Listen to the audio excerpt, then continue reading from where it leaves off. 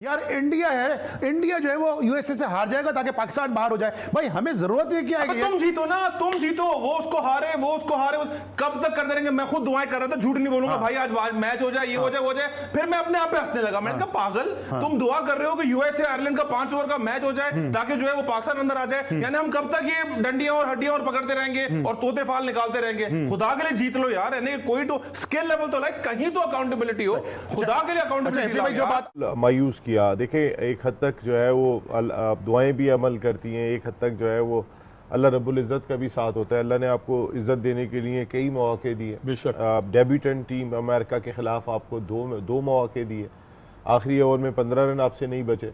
Then उसके रोले, तू भी रोले यार कसम खुदा की रोना आ रहा है, मैं झूठ नहीं बोला, रोना आ रहा है यार। हद हो गई यार, हद हो गई।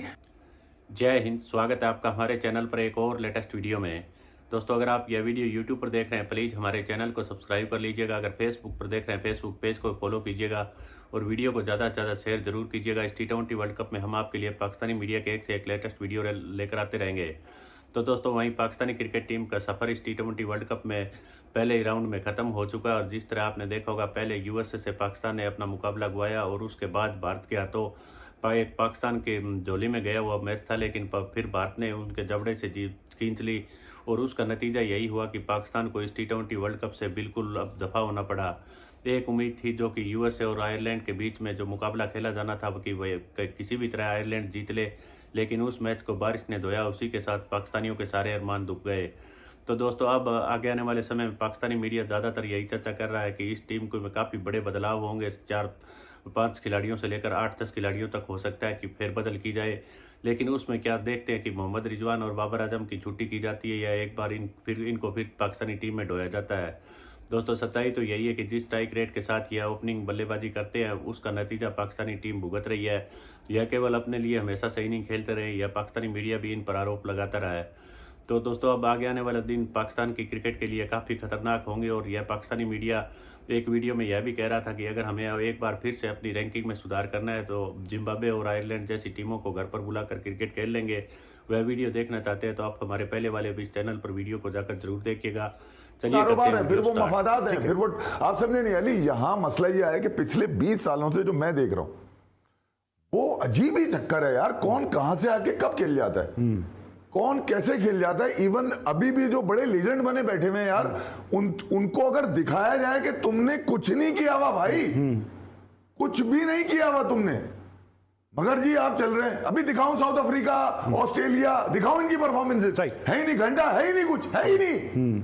और बातें इतनी बड़ी बड़ी यार, किंग है बने हुए, किंग बने हुए। आपने कर लिया, कहीं कहीं आपको मौका लगा, आपने सुरखुरू कर दिया, वहां आपने पाकिस्तान को कैच किया, आपने सर्विसेज दे दी। अब आप प्रोफेशनल अगर हो तो आप सर्विसेज दोगे, ऐसा नहीं हो सकता। आपको पे कर रहे हैं। इसने हमें 99 में यूं करवाया था, इसने हमें 85 में फंसा हुआ मैच था।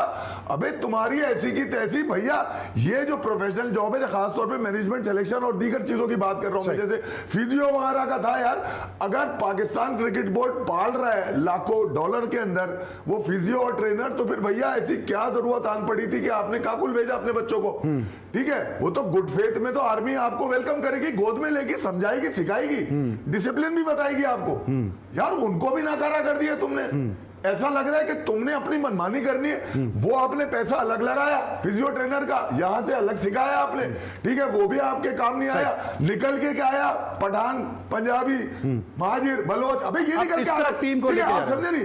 अब लोग मुंह में भर के एनालिसिस ऐसे दे रहे हैं जैसे ये अंधे थे उस वक्त या सो रहे थे, ये इनको पता ही नहीं टीम कब चली गई अमेरिका। ठीक है, अरे नहीं अली, मैं ये कह रहा हूं कि इस मैयत पर रोने के लिए ये टाइम थोड़ी है कोई। अरे आपने अगर रोना था तो पहले से पकड़ते। आपने अब क्या पकड़ लो मुंह यार, पहले तुम पकड़ के खींचते आप इसको, फिर मुंह हाथ में लेते। अभी आप डायरेक्ट मुंह पकड़ने की कोशिश कर रहे हैं, आप थोड़ी हाथ में आएंगे कोई। अरे बड़े चंड, ये पूरा एक ग्रुप माफिया चल रहा है। ये छुपा देंगे कुछ दिनों के लिए कारपेट के नीचे करके, फिर नहला धुला के फिर तैयार करेंगे, फिर पाकिस्तान पे चेप देंगे।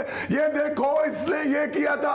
मैं पहले भी कह रहा था कि ये लोग अपनी टीम में रहने के लिए खेलते हैं, अपने एवरेजेस मेंटेन ऐसे करते हैं क्रिकेट की आसमानी किताब पे कि जब इनको मौका लगेगा कोई ना कोई सिलेक्टर आएगा, बोलेगा यार इनके रन तो देखे आप। सही सही, शिकस्त कोई याद नहीं रखता। ठीक है, शिकस्त कोई याद नहीं रखता। और मेरी रूह की हकीकत मेरे आंसुओं से पूछो, मेरा मजलिसी तबस्सुम मेरा तर्जुमान नहीं है। गाली नहीं दे सकता हूँ भाई, मैं सिर्फ गाली नहीं दे सकता इनको, यानी मेरी समझ में नहीं आ रहा।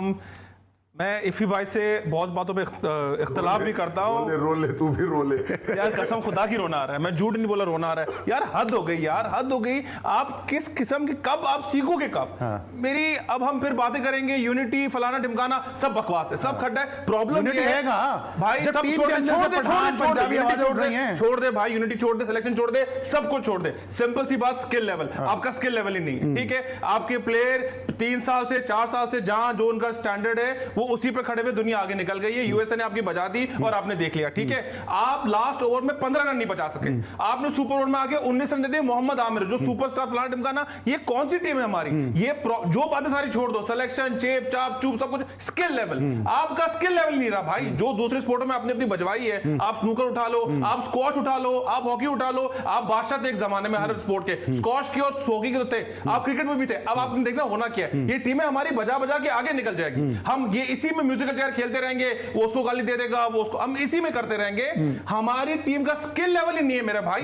हम किस तरह से कंपीट करेंगे दूसरों के साथ, मेरी ये समझ में नहीं आ रहा। हम ये बात कर रहे हैं और मुझे बड़ी हैरत होती है जब पाकिस्तान में ये बात होती है, जहां जहां मैं गया हूं, जहां एफी भाई गए और जो क्रिकेट से जुड़ा, आप भी जाते होंगे यार। इंडिया है, इंडिया जो है वो यूएसए से हार जाएगा ताकि पाकिस्तान बाहर हो जाए। भाई हमें जरूरत है क्या है? तुम जीतो ना, तुम जीतो, वो उसको हारे, वो उसको हारे, कब तक करते रहेंगे? मैं खुद दुआएं कर रहा था, झूठ नहीं बोलूंगा भाई। आज मैच हो जाए, ये हो जाए, वो जाए, फिर मैं अपने आप पे हंसने लगा। मैंने कहा पागल, तुम दुआ कर रहे हो कि यूएसए आयरलैंड का 5 ओवर का मैच हो जाए ताकि जो है वो पाकिस्तान अंदर आ जाए। यानी हम कब तक ये डंडियां और हड्डियां और पकड़ते रहेंगे और तोते फाल निकालते रहेंगे? खुदा के लिए जीत लो यार, यानी कोई तो स्किल लेवल तो लाइक कहीं तो अकाउंटेबिलिटी हो, खुदा के लिए अकाउंटेबिलिटी। भाई जो बात आप कर रहे हैं, आज जितने भी क्रिकेटर्स ये बात कर रहे हैं कि उस वक्त उनको नजर नहीं आ रहा था जब कराची किंग 10 में से 9 मैच आ रही थी और बाबर आजम साहब अपनी हड्डर्मी छोड़ने को तैयार नहीं थे। वसीम अकरम बाउंड्री पे जाके समझा रहे हैं, उस वक्त किसी की आवाज निकली, उस वक्त तो सब बाबर को किंग किंग किंग कह रहे थे। आज हम जब इसी का शख्साना भुगत रहे हैं, तो आज जिस तरह भी आप भी बात करेंगे, इंजमाम भी बात करते नजर आ रहे हैं, वसीम अकरम भी कहते नजर आ रहे हैं कि इन क्रिकेटर्स को कौन समझाएगा, 10-10 साल से खेल गए। तो भाई 10 साल से तो ये यही कर रहे हैं, आप खामोश थे 10 साल से,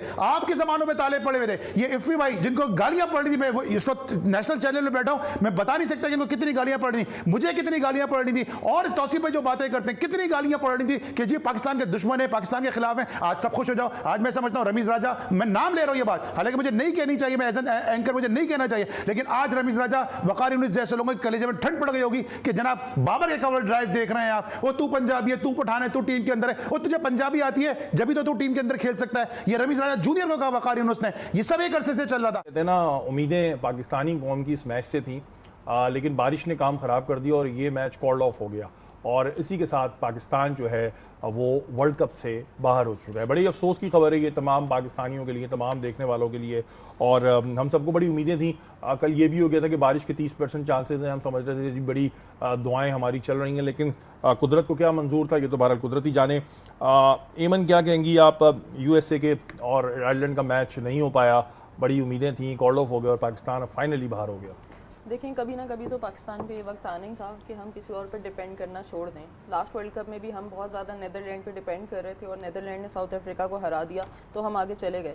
लेकिन ओवरऑल हमें इस चीज़ का पेन लेना चाहिए कि हमारी हार का सिलसिला बहुत पुराना है। हम अफगानिस्तान से सीरीज़ हार चुके हैं, हम आयरलैंड से हार चुके हैं, हम अपने होम में ऑस्ट्रेलिया की बी टीम से हार रहे हैं, न्यूजीलैंड की बी टीम से हार रहे हैं, इंग्लैंड की बी टीम से हार रहे हैं, लेकिन हम इस चीज़ का पेन नहीं ले रहे थे। तो इस वर्ल्ड कप में हमारी पूरी टीम अच्छी तरह से एक्सपोज हो गई। बेशक हम अपनी बेंच स्ट्रेंथ चेक कर रहे थे, लेकिन बिफोर द वर्ल्ड कप हमने इन चीज़ों का ख्याल नहीं रखा कि कंपटीशन से 3 सीरीज़ पहले आपकी टीम तैयार होनी चाहिए जो जाके इस तरह के इवेंट्स में जाके खेले। आपके ऊपर भी प्रेशर नहीं होता, प्लेयर्स के ऊपर भी परफॉर्मेंस का प्रेशर नहीं होता। तो ये हार हमारे लिए बहुत ज़्यादा बुरी है और ये बर्दाश्त नहीं हो रहा कि पाकिस्तान सुपर 8 में भी क्वालिफाई नहीं कर सका। ये बहुत पहले एक दफ़ा जब आयरलैंड ने हराया था ना, तब हुआ था, आई थिंक 2007 था वो, नसीम भाई जी, 2007 था। और उसके बाद अब ये दोबारा बड़ी शर्मिंदगी की बात है। नसीम भाई, अब तो कोई मोहल्ले का बच्चा भी ये सवाल नहीं कर रहा कि अब कोई चांस बनता है, क्योंकि अब तो चांस ही नहीं बनता।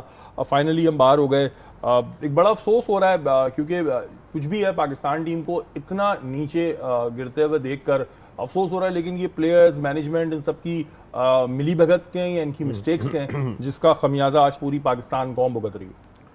मोहल्लों के बच्चों ने तो मेरे ख्याल है इंडिया के मैच के बाद ही पूछना छोड़ दिया था। उनके आपने मुझसे एक शरारती बच्चा पूछ रहा था, वो जो एक वो आपको छेड़ रहा होगा कि आप भी प्रोग्राम कर रहे हैं। तो वो कहने का मकसद है कि बिल्कुल मायूस किया। देखें एक हद तक जो है वो दुआएं भी अमल करती हैं, एक हद तक जो है वो अल्लाह रब्बुल इज़्ज़त का भी साथ होता है। अल्लाह ने आपको इज़्ज़त देने के लिए कई मौके दिए। बेशक डेब्यूटेंट टीम अमेरिका के ख़िलाफ़ आपको दो मौके दिए, आखिरी ओवर में 15 रन आपसे नहीं बचे, दैन उसके बाद सुपर ओवर भी दिया, आप वो मैच नहीं जीते।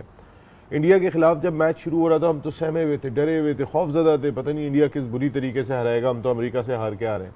लेकिन अल्लाह ने आपको ऐसी पोजीशन पे लाके खड़ा कर दिया था, 48 बॉल्स 48 रन 8 विकेटें, आपने वो मौका भी गवा दिया। हर वक्त मौके नहीं मिला करते, आज दुआ के साथ दवा की भी जरूरत होती है। और अब मुझे ऐसा लग रहा है कि दवाई जो है ना वो चेंज करनी पड़ेगी। अच्छा, दवाई चेंज करने की बात जहाँ पर हो रही है नसीम भाई, उससे पहले जब हम इंडिया से आ रहे थे तो पीसीबी के जो चेयरमैन थे मोहसिन नकवी साहब, उन्होंने कहा था जी बड़ी सर्जरी की जरूरत है। वो तो दवाई को छोड़ के डायरेक्ट सर्जरी पे आ गए थे, लेकिन अब वो अपने इस बयान से पीछे हटते दिखाई दे रहे हैं। उन्होंने अपने एक इंटरव्यू में कहा कि हमें पाकिस्तानी कौम को सपोर्ट करना चाहिए वर्ल्ड कप में भी और वर्ल्ड कप के बाद भी। और तो देखा होगा दोस्तों किस तरह से पाकिस्तान में आए दिन पाकिस्तानी में जिस तरह दोस्तों पाकिस्तान पॉलिटिक्स में तनातनी चलती है, ठीक वैसे ही हालात पाकिस्तानी क्रिकेट टीम के हो चुके हैं।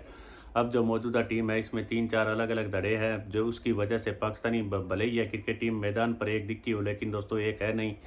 बाबर आजम आपने देखा होगा इस ओडीआई वर्ल्ड कप में पहले कप्तान था, लेकिन जिस तरह का प्रदर्शन रहा अफगानिस्तान के हाथों भी इनको हार मिली। उसके बाद बाबर आजम को हटाया गया और शाहीन अफरीदी को बनाया गया, लेकिन 1 या 2 सीरीज के बाद फिर से बाबर आजम को बना दिया गया। तो हो सकता है आगे आने वाले दिनों में एक बार फिर पाकिस्तान में बाबर आजम को कप्तानी से हटा दिया जाए और कुछ दिनों के बाद घुमा फिरा कर पाकिस्तानियों के ऊपर एक ऐसा किंग जो कि छोटी छोटी टीमों के खिलाफ रन करता है फिर से पाकिस्तानियों पर थोप दिया जाए।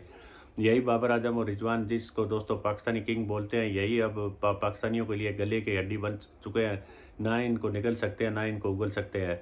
तो दोस्तों आगे आने वाले समय में देखते हैं पाकिस्तानी क्रिकेट का क्या होगा। हम आपके लिए इसी तरह की एक से एक लेटेस्ट वीडियो लेकर आते रहेंगे। मिलते हैं अगले वीडियो में, तब तक जय हिंद, वंदे मातरम।